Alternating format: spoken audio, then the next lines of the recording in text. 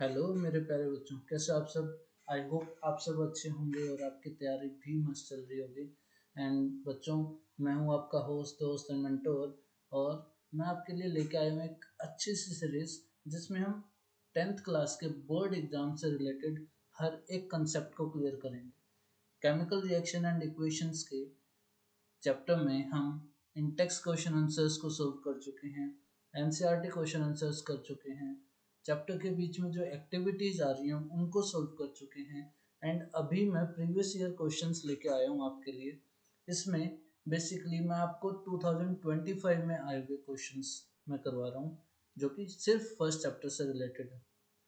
तो कितना इम्पोर्टेंट है first chapter chemical reaction and equation, वो आप पता लगा सकते हो कि कितने क्वेश्चंस इस चैप्टर से बनते हैं। सो बेसिकली बच्चों, हम पीवाईक्यूज रिवाइज कर रहे हैं ताकि आपके कंसेप्ट्स क्लियर हों, ताकि आपको पता चले कि पीवाईक्यूज में कैसे क्वेश्चंस आए हुए हैं और आपसे कैसे पूछे जा सकते हैं बोर्ड एग्जाम्स में। सो बेसिकली बच्चों, हमने पार्ट 1 कर लिया है पीवाईक्यूज का। अब हम करने जा रहे हैं बच्चों पार्ट 2। ठीक है बच्चों, तो चलें आज पार्ट 2 स्टार्ट करें। Get ready. Okay, let's start. तो आज का क्वेश्चन नंबर 1 है बच्चों, consider the following chemical equation. ये केमिकल इक्वेशन है हमारे पास, aluminium react with water, it gives aluminium oxide and hydrogen.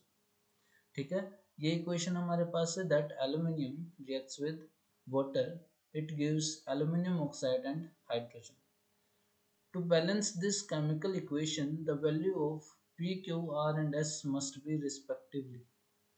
तो अगर हमें इस इक्वेशन को बैलेंस करना है तो ये P, Q, R और S की जगह क्या वैल्यू पुट करें कि जिससे ये इक्वेशन बैलेंस हो जाए।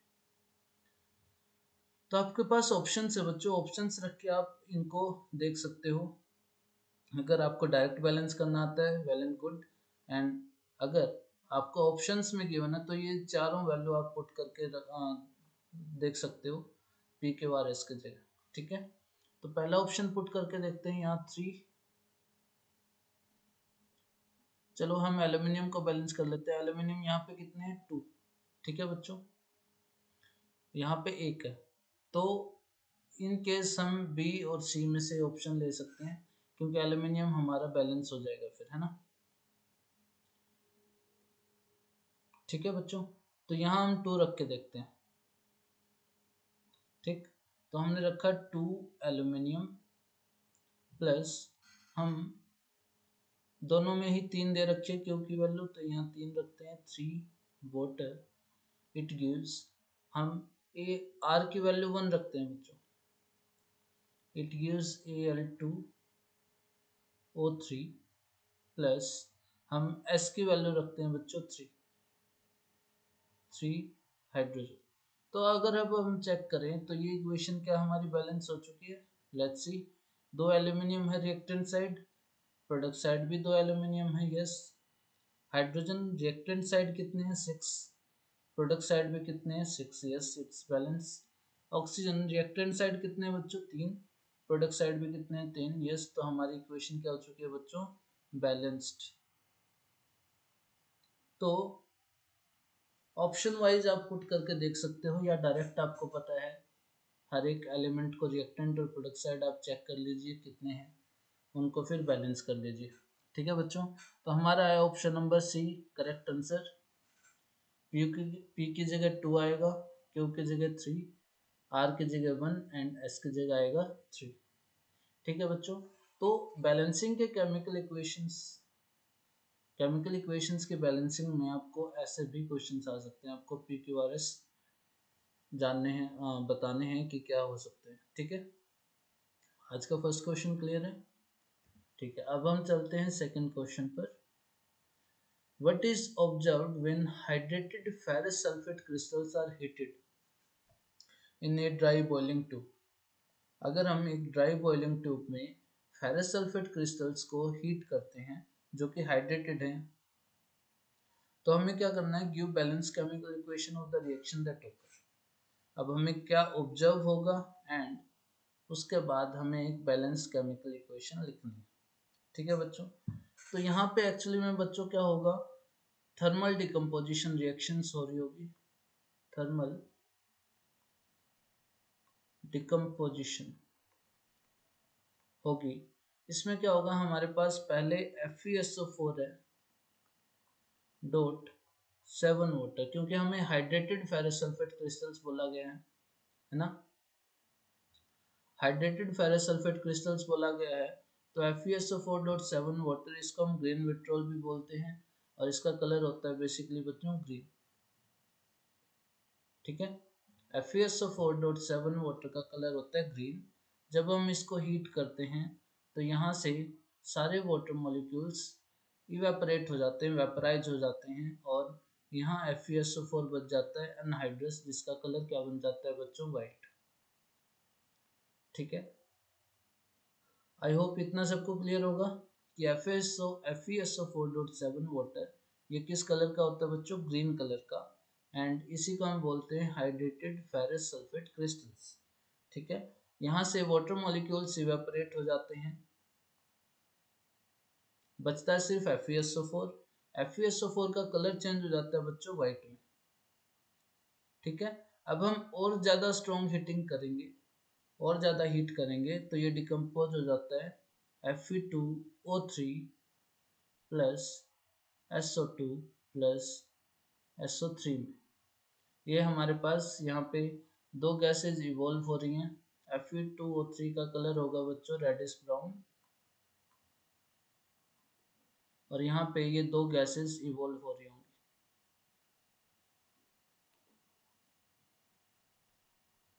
सल्फर डाइऑक्साइड गैस है, सल्फर ट्राइऑक्साइड भी गैस है। तो ये हमारे पास बच्चों हीट की प्रेजेंस में फेरस सल्फेट क्रिस्टल्स की डिकम्पोजिशन हो रही है, जिसको हम बोलते हैं थर्मल डिकम्पोजिशन रिएक्शन। तो ये हमारे पास हाइड्रेटेड फेरस सल्फेट क्रिस्टल्स का फॉर्मूला है FeSO4.7 वाटर, जिसका कलर क्या होता है बच्चों, ग्रीन। अब जैसे हम इसको हीट करेंगे तो धीरे धीरे जो वाटर मॉलिक्यूल्स हैं, वाटर ऑफ क्रिस्टलाइजेशन है, वो वेपर्स की फॉर्म में क्या हो जाएंगे, वेपराइज हो जाएंगे, निकल जाएंगे। हमारे पास बचेगा सिर्फ FeSO4, जो ग्रीन से किस में कन्वर्ट हो जाएगा, वाइट कलर में। अब हम FeSO4 को और ज़्यादा स्ट्रॉन्ग हिट करेंगे तो हमारे पास बनेगा Fe2O3, SO2 and SO3 gases. SO2 gas, SO3 gas दोनों ही पंजेंट गैसेज होती हैं, इनकी स्मेल बहुत बदबूदार और हार्मफुल होती है। तो जब भी हम इसकी रिएक्शन करते हैं तो माउथ से थोड़ी दूर ले जाके टेस्ट ट्यूब को, तब ये एक्सपेरिमेंट किया जाता है। ठीक है, एंड Fe2O3, यहाँ से हमसे पता चला कि ग्रीन से वाइट, वाइट से कौन सा कलर आता है, रेडिश ब्राउन, और रेडिश ब्राउन किसका कलर होता है, फेरिक ऑक्साइड का। ठीक है बच्चों, ये है फेरिक ऑक्साइड। क्लियर? तो ये हमारा क्वेश्चन नंबर 2 है, 2 नंबर में आया था बच्चों। तो ये सारी चीजें आपको लिखनी है। एक तो हमें बताना है कि क्या ऑब्जर्व हो रहा है, what is observed when hydrated ferrous sulphate crystals are heating in a dry boiling tube. तो आपको ऑब्जर्व होगा कि जो ग्रीन कलर सब्सटेंस है वो किस में कन्वर्ट हो रहा है, वाइट कलर में। और जैसे हम उसको और ज़्यादा हीट करते हैं तो हमारे पास एक सब्सटेंस आता है that is reddish brown colour, जिसको हम फेरिक ऑक्साइड बोलते हैं। साथ में कुछ गैसेस रिलीज हो रही होंगी जिनकी बहुत बदबूदार स्मेल होती है, पंजेंट होते हैं और हार्मफुल भी होती हैं गैसेस। तो बिल्कुल टेस्ट ट्यूब को माउथ से दूर रखें, तो हमें पता चलेगा कि वहाँ पे दो गैसेस रिलीज हो रही हैं, that is sulphur dioxide and sulphur trioxide gases. इतना क्लियर है बच्चों, सबको समझ आया? ठीक है, क्वेश्चन नंबर 3 पर चलते हैं। क्वेश्चन नंबर 3 क्या बोल रहा है, दूसरा पेन ले लेते हैं। चलो, क्वेश्चन नंबर 3 बोल रहा है silver and copper articles slowly lose their shiny surface when exposed to air. ये बात कर रहा है बच्चों कि जो सिल्वर और कॉपर आर्टिकल्स हैं, जब हम उनको एक्सपोज करते हैं एयर में तो अपने शाइनी सरफेस को लूज करने लग जाते हैं। मतलब यहाँ पे क्या हो रहा होगा बच्चों, कोरोजन, कोरोजन ऑफ सिल्वर हम पढ़ेंगे, फिर कोरोजन ऑफ कॉपर पढ़ेंगे। तो silver and copper article slowly अपने शाइनी सरफेस को लूज कर देते हैं जहां जब वो एक्सपोज होते हैं एयर में। Name the compounds found on silver article and copper article in form of coating. हमें कंपाउंड्स के नाम बताने हैं जो कि सिल्वर और कॉपर आर्टिकल्स पर कोरोजन के टाइम कोट हो जाते हैं, उन पे आ जाते हैं। तो कोरोजन ऑफ सिल्वर किस लिए होता है बच्चों, किस वजह से होता है? हमारे पास जो सिल्वर है Ag, ये एयर में प्रेजेंट जब हाइड्रोजन सल्फाइड गैसेस के साथ रिएक्ट करता है, साथ में ऑक्सीजन होती है। तो जब सिल्वर हाइड्रोजन सल्फाइड गैस के साथ रिएक्ट करता है और उसमें एयर में ऑक्सीजन भी होती है, तो एक्चुअली में हमारे पास सिल्वर सल्फाइड बनता है और साथ में बनता है वाटर। ठीक है, इतना क्लियर है? कोरोजन ऑफ सिल्वर की ये केमिकल इक्वेशन है, कई बार केमिकल इक्वेशन भी पूछ लेते हैं, अभी तो सिर्फ कोटिंग पूछे। तो सिल्वर दो हैं, तो यहाँ पे हम सॉरी, ठीक है, हाइड्रोजन ऑक्सीजन के साथ स्टार्ट करते हैं, ये 2, हाइड्रोजन 2 है, यहाँ पे 2 है, 4 हो गए, तो यहाँ पे 2 लगाते हैं, यहाँ पे 2 लगाते हैं, यहाँ आ जाएगा फिर 4। ठीक है, तो 4Ag 4 सिल्वर हो गए हैं, ठीक है, 2 सल्फर हैं, 2 सल्फर, ठीक है, 4 हाइड्रोजन है, 4 हाइड्रोजन, ठीक है, 2 ऑक्सीजन है, 2 ऑक्सीजन, ठीक है। तो ये इक्वेशन हमारी बैलेंस हो गई है, ये कोरोजन ऑफ सिल्वर है। तो सिल्वर एंड कॉपर आर्टिकल्स पर, सिल्वर पर जो ब्लैक कलर की कोटिंग होती है, ब्लैक कलर कोटिंग, वो किसकी वजह से होती है बच्चों? सिल्वर सल्फाइड की वजह से, जिसका फॉर्मूला होता है Ag2S। ठीक है बच्चों, तो सिल्वर एंड कॉपर आर्टिकल्स जब अपना शाइनी सरफेस लूज करने लग जाते हैं व्हेन एक्सपोज टू एयर, तो हमें कंपाउंड्स के नाम बताने हैं जो सिल्वर और कॉपर आर्टिकल्स पर होते हैं आफ्टर कोरोजन। तो सिल्वर पर जो कोरोजन होता है वो सिल्वर सल्फाइड की वजह से होता है, जिसका कलर क्या होता है बच्चों? ब्लैक होता है, और कलर की कोटिंग होती है ब्लैक, एंड जिसकी वजह से होता है वो कोटिंग होती है सिल्वर सल्फाइड Ag2S।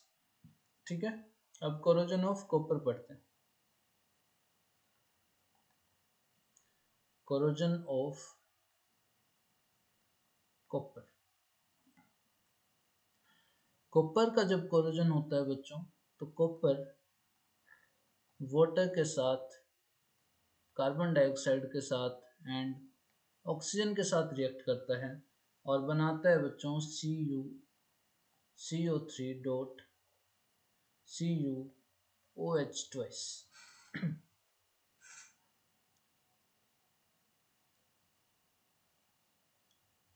तो ये रिएक्शन है बच्चों कोरोजन ऑफ कॉपर की। तो कॉपर हमारे पास 2 हैं, हाइड्रोजन 2 हैं, ठीक है, ऑक्सीजन 2 2 4 1 5 3 और 2 5, ठीक है, कार्बन 1 है, कार्बन 1 है, ठीक है, हाइड्रोजन 2 है, ठीक है, और हमारी इक्वेशन बैलेंस हो गई है।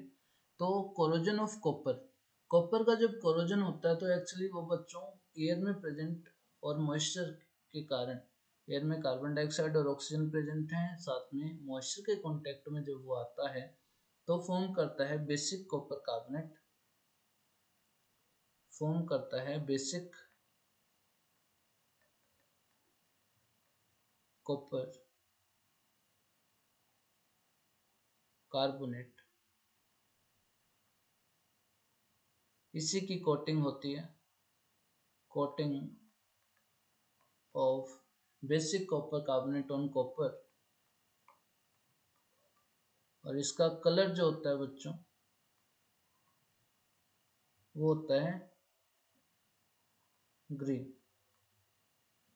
तो इस कोटिंग का जो कलर होता है वो होता है बच्चों ग्रीन, एंड जो हमारे पास बेसिक कॉपर कार्बोनेट है इसकी वजह से ही क्या होता है, हमारे पास क्या है? बेसिक कॉपर कार्बोनेट, इसी की वजह से क्या होती है बच्चों? कोटिंग होती है कॉपर पर। तो यही है बेसिक कॉपर कार्बोनेट, जिसका फॉर्मूला है CuCO3 डॉट CuOH ट्वाइस, और सिल्वर पर जो कोटिंग होती है वो होती है सिल्वर सल्फाइड की वजह से Ag2S।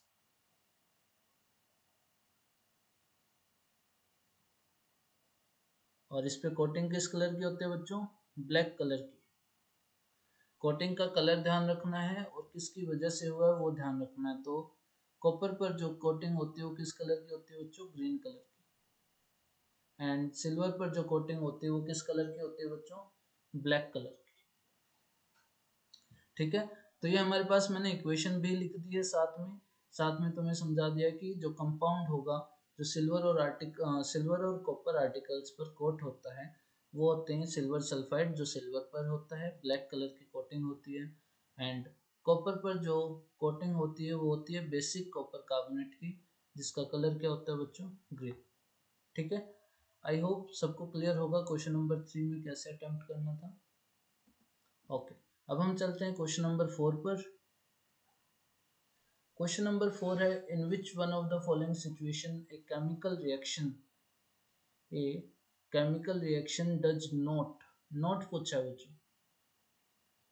हमें ये बताना है कि किसमें केमिकल रिएक्शन नहीं होगी या केमिकल चेंज हमें नहीं दिखेगा। In which of the following situation a chemical reaction does not occur. तो सबसे पहला है, milk is left open at room temperature during summer. गर्मियों के टाइम अगर हम दूध को थोड़ी देर के लिए बाहर रख देते हैं तो बच्चों वो खट्टा हो जाता है ना, खराब होने लग जाता है, दूध फटने लग जाता है। मीन्स वहाँ पे बच्चों क्या हो रहा है? केमिकल चेंज हो रहा है, कुछ ना कुछ चीज़ें वहाँ पे एक्ट कर रही हैं, इसी वजह से वो क्या हो जाता है? खराब होने लग जाता है अगर हम गर्मियों के टाइम में थोड़ी देर के लिए रूम टेम्परेचर पर मिल्क को रख देते हैं। ग्रेप्स गेट फर्मेंटेड, यहाँ पे भी केमिकल चेंज हो रहा है। थर्ड है, an iron nail is left expose to humid atmosphere. Iron nail को ह्यूमिड एटमोसफेयर में ओपन एनवायरनमेंट में इन प्रेजेंस ऑफ वाटर जब आप छोड़ोगे तो उसका क्या हो जाएगा? रस्टिंग हो जाएगी। और रस्टिंग ऑफ आयरन भी किसका एग्जाम्पल है? केमिकल रिएक्शन का। But melting of glaciers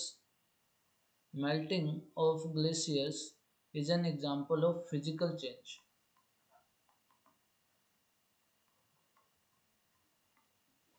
melting कैसे बच्चों? जैसे ग्लेशियर से वो मेल्ट हो रहे हैं, अब जैसे जैसे टेम्परेचर अगर बढ़ेगा तो क्या वो दोबारा ग्लेशियर्स में कन्वर्ट नहीं हो सकते? हो सकते हैं। मेल्टिंग का मतलब है कि वो सिर्फ लिक्विड में कन्वर्ट हो रहा है, बट जैसे ही टेम्परेचर कम होगा तो वो लिक्विड से वापस किस में कन्वर्ट हो सकते हैं? ग्लेशियर्स में, मतलब सॉलिड में। ठीक है, तो melting of ice, melting of glaciers, ये सारे एग्जाम्पल किसके होते हैं बच्चों? Physical change. बाकी सब एग्जाम्पल किसके हैं? केमिकल चेंज के।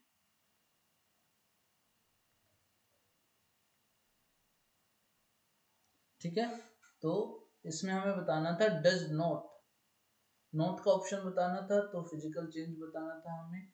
D option is correct. I hope ये भी क्लियर होगा आप सबको। ठीक है, तो क्वेश्चन नंबर 5 पर चलते हैं। अब हमें बोला गया डिफाइन ऑक्सीडेशन। हमें किसको डिफाइन करना बच्चों? ऑक्सीडेशन को डिफाइन करना है। एंड आइडेंटिफाई करना है, नेम बताना है सब्सटेंस का that is oxidised in the following reaction. इस रिएक्शन में जो सब्सटेंस ऑक्सीडाइज हो रहा है उसका नाम बताना है और हमें आइडेंटिफाई करना है कि किसकी ऑक्सीडेशन हो रही है, यहाँ पे किस सब्सटेंस की ऑक्सीडेशन हो रही है। ठीक है, तो क्वेश्चन नंबर 5 पर चलते हैं अब हम। क्वेश्चन नंबर 5 समझ आया? सबसे पहले हमें ऑक्सीडेशन को डिफाइन करना है। ऑक्सीडेशन को 3 डेफिनेशन से हम पहचान सकते हैं। सबसे पहला होता है एडिशन ऑफ ऑक्सीजन,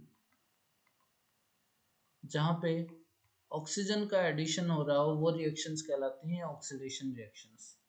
दूसरा हम बोल सकते हैं रिमूवल ऑफ हाइड्रोजन, जहाँ भी रिएक्शन में से रिमूवल हो रहा है हाइड्रोजन का वो भी क्या कहलाती है? Oxidation reaction. And loss of electron and loss of electron is also known as oxidation reaction। ठीक है बच्चों, तो ऑक्सीडेशन की तीन डेफिनेशन है, या तो ऑक्सीजन का एडिशन हो रहा हो, या हाइड्रोजन का रिमूवल हो रहा हो, या इलेक्ट्रॉन का लॉस हो रहा हो। ठीक है, इससे हम ऑक्सीडेशन को पहचानते हैं। अब हमारे पास इक्वेशन क्या गिवन है, CuO प्लस H2। हमें इक्वेशन गिवन है कॉपर, हमें इक्वेशन गिवन है copper oxide plus hydrogen gives copper plus water. ये इक्वेशन हमें गिवन है, copper oxide plus hydrogen gives copper plus water. तो इस इक्वेशन में हमें बताना है identify and name the substance. हमें एक तो आइडेंटिफाई करना है कि किसकी ऑक्सीडेशन हो रही है और उसका नाम लिखना है। तो मैं आपको दोनों समझा देता हूँ, जिसका रिडक्शन हो रहा होगा, जिसका ऑक्सीडेशन हो रहा होगा। ऑक्सीडेशन की अभी हमने डेफिनेशन पढ़ी, जहाँ पे ऑक्सीजन का एडिशन होगा।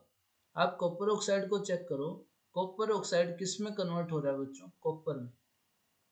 यहाँ से कॉपर के पास पहले ऑक्सीजन थी, प्रोडक्ट में जाते ही कॉपर के पास से ऑक्सीजन हट गई है, रिमूव हो गई है। रिमूवल का मतलब कॉपर ऑक्साइड का क्या हो रहा है बच्चों, रिडक्शन हो रहा है। एंड हाइड्रोजन पहले अकेला था, अब इसमें एडिशन हो गया ऑक्सीजन का, मीन्स हाइड्रोजन का क्या हो रहा है, ऑक्सीडेशन। तो मैं आपको दोनों स्टेटमेंट अगर बताऊं, तो ये स्टेटमेंट बनेगी that copper oxide is reduced to copper and hydrogen is oxidized to water।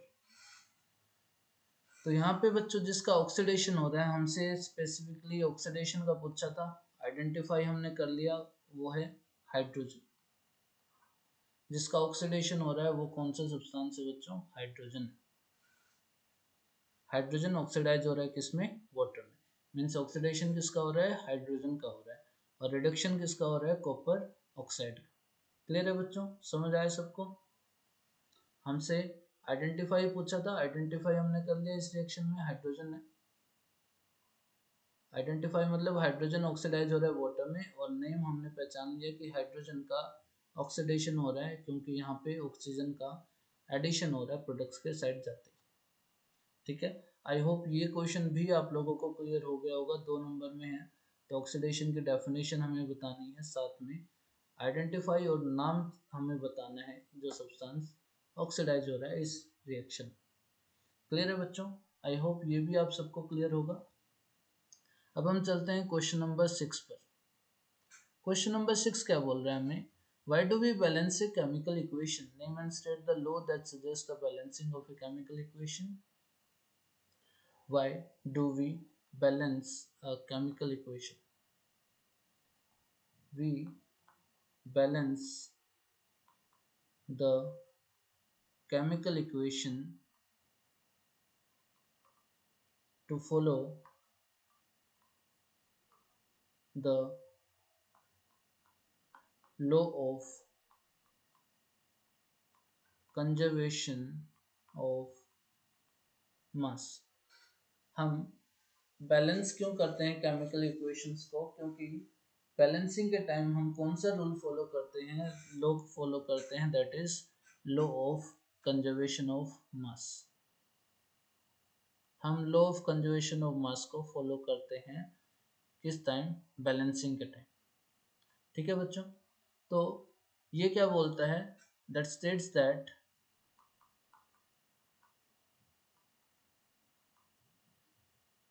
mass can neither be created nor be destroyed in a chemical reaction। तो हम केमिकल इक्वेशन को बैलेंस क्यों करते हैं, to follow the law of conservation of mass. Name and state the law that suggest the balancing of a chemical equation. Name भी हमने लिख दिया है, नेम क्या है उसका, law of conservation of mass, जो लॉ हम बैलेंसिंग ऑफ केमिकल इक्वेशन के लिए फॉलो करते हैं। स्टेट भी कर दिया है मैंने, that states that mass can neither be created nor be destroyed in A chemical reaction. या हम बोल सकते हैं that total mass of reactant should be equal to total mass of products. Reactants का जितना टोटल मास होगा वो equal होना चाहिए टोटल मास ऑफ प्रोडक्ट्स के। ये भी किसके अकॉर्डिंग है? लॉ ऑफ कंजर्वेशन ऑफ मास के अकॉर्डिंग। ठीक है, अब हमें क्या बताना है? Balance the following chemical equation. इस इक्वेशन को हमें क्या करना है बच्चों? बैलेंस करना है। Zn plus H3PO4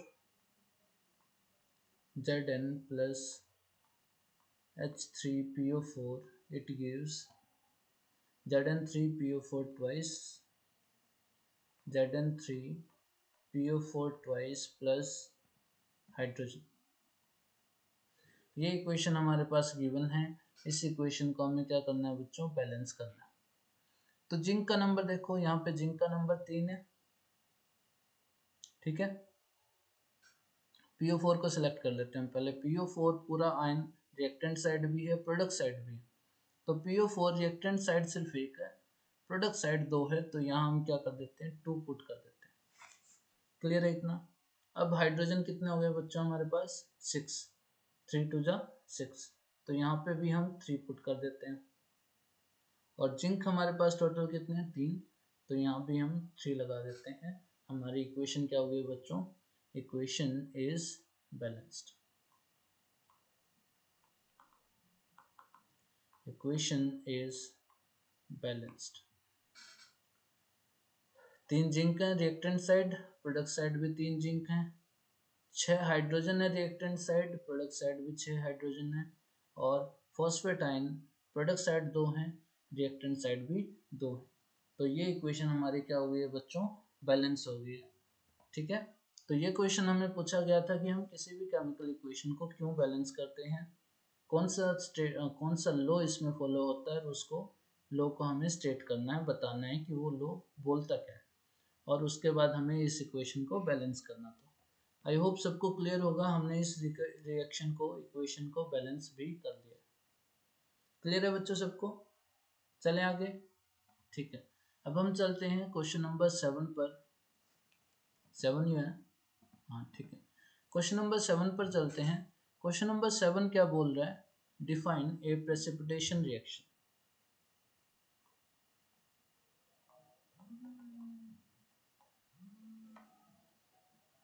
precipitation reaction हमें डिफाइन करना है। तो प्रेसिपिटेशन रिएक्शन क्या होता है बच्चों? एक्चुअली में कोई भी insoluble substance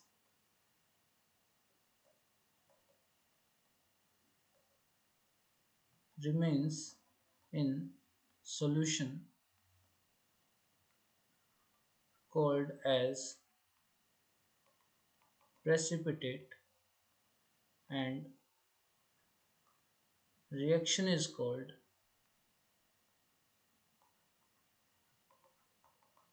precipitation reaction। Precipitation reactions वो रिएक्शंस होते हैं, एक्चुअली में ये डबल डिस्प्लेसमेंट रिएक्शंस होते हैं प्रेसिपिटेशन रिएक्शन। और इनमें क्या होता है बच्चों? एक्चुअली में कोई भी इनसॉल्युबल सब्सटेंस जब किसी भी सॉल्यूशन में रह जाता है उसको हम बोलते हैं प्रेसिपिटेट, और प्रेसिपिटेट बनने के प्रोसेस को हम बोलते हैं precipitation reaction. Give its example and also express the reaction that occur in form of balanced chemical equation। इसका एग्जांपल हम दे देते हैं, लाइक हमारे पास लेड नाइट्रेट है, ये रिएक्ट करता है पोटेशियम आयोडाइड के साथ, तो हमारे पास बनता है लेड आयोडाइड जिसका प्रेसिपिटेट बनता है, और साथ में बनता है पोटेशियम नाइट्रेट।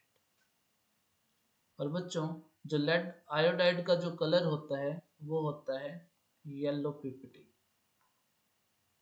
क्या होता है बच्चों? येलो कलर का पीपीटी होता है। ठीक है, तो ये हमारे पास प्रेसिपिटेशन रिएक्शन होगी। प्रेसिपिटेशन रिएक्शंस कौन सी रिएक्शंस हैं? कोई भी रिएक्शन, कोई भी सॉल्यूशन जिसमें अगर हम किसी भी चीज़ को रिएक्ट करवा रहे हैं तो वहाँ पे एक इनसॉल्युबल सब्सटेंस बच जाता है जिसको हम क्या नाम देते हैं, प्रेसिपिटेट। और प्रेसिपिटेट बनने के प्रोसेस को हम बोलते हैं प्रेसिपिटेशन रिएक्शन। हमने एग्जांपल लिया लेड नाइट्रेट, हमारे पास है एग्जांपल लेड नाइट्रेट और वो रिएक्ट कर रहा है पोटेशियम आयोडाइड के साथ, तो हमारे पास बनता है लेड आयोडाइड। रिएक्शन में जो लेड आयोडाइड है वो प्रेसिपिटेट बनता है क्योंकि वो सॉल्यूशन में क्या होता है, इनसॉल्युबल होता है, तो अलग से प्रेसिपिटेट के फॉर्म में दिखता है और उसका कलर क्या होता है, येलो कलर। एंड साथ में बनता है पोटेशियम नाइट्रेट जो कि सॉल्युबल होता है। ठीक है बच्चों, तो ये आज के हमारे इंपॉर्टेंट क्वेश्चंस थे प्रीवियस ईयर के जो 2025 में आए हुए हैं। ठीक है, आई होप सबको क्लियर होगा। आज हमने 7 क्वेश्चंस रिवाइज किए हैं, फॉर 1 नंबर के भी हैं, 2 के भी हैं, 3 के भी हैं। तो ये सब चीज़ें हमने डिस्कस किया, आज 7 क्वेश्चन हमने डिस्कस किए हैं। आई होप सबको क्लियर हो गया होगा कि कैसे एग्ज़ाम को अटेम्प्ट करना है, कैसे उसमें लिखना है। हर एक चीज़ मैं आपको लिख के दिखा रहा हूँ, हर एक चीज़ बता रहा हूँ कि आपको कैसे उसमें आइडेंटिफाई करना है, हर चीज़ को कैसे पहचानना है, क्या क्या चीज़ पूछी गई है, क्या क्या लिखना है। तो हर एक चीज़ मैं आपके साथ डिस्कस कर रहा हूँ। ठीक है बच्चों, तो आई होप सबको क्लियर होगा। एंड ये पार्ट 2 है, ये देखने से पहले आप पार्ट 1 जरूर देखिएगा, क्योंकि अब हम PYQs डिस्कस कर रहे हैं केमिकल रिएक्शन एंड इक्वेशन की। ठीक है बच्चों, तो आप लोग भी तैयारी करते रहिए और तैयारी में जुट जाइए बेटा, क्योंकि अभी फरवरी में सिर्फ 2 महीने हैं और फरवरी आने में टाइम नहीं लगेगा, तो आप अपनी तैयारी में जुट जाइए। मैं आपकी तैयारी करवाता रहूँगा, हर एक चीज़ आपको प्रोवाइड करवाता रहूँगा। जहाँ भी आपको अगर डाउट आती है तो आप मेरे को इस नंबर पर कॉल कर सकते हैं, ये मेरा कॉन्टैक्ट नंबर है 7015089824। ये मेरा कॉन्टैक्ट नंबर है। ठीक है, तो आप मेरे को इस पे कांटेक्ट कर सकते हो। ठीक है बच्चों, तो आप पढ़ते रहिए, हंसते रहिए, मुस्कुराते रहिए और जोर लगा दीजिए बेटा, दम लगा दीजिए बिल्कुल। ये एग्ज़ाम्स बहुत इंपॉर्टेंट हैं और तैयारी करते रहिए। ठीक है बच्चों, तो मिलते हैं नेक्स्ट क्लास में, तब तक bye, take care, thank you so much.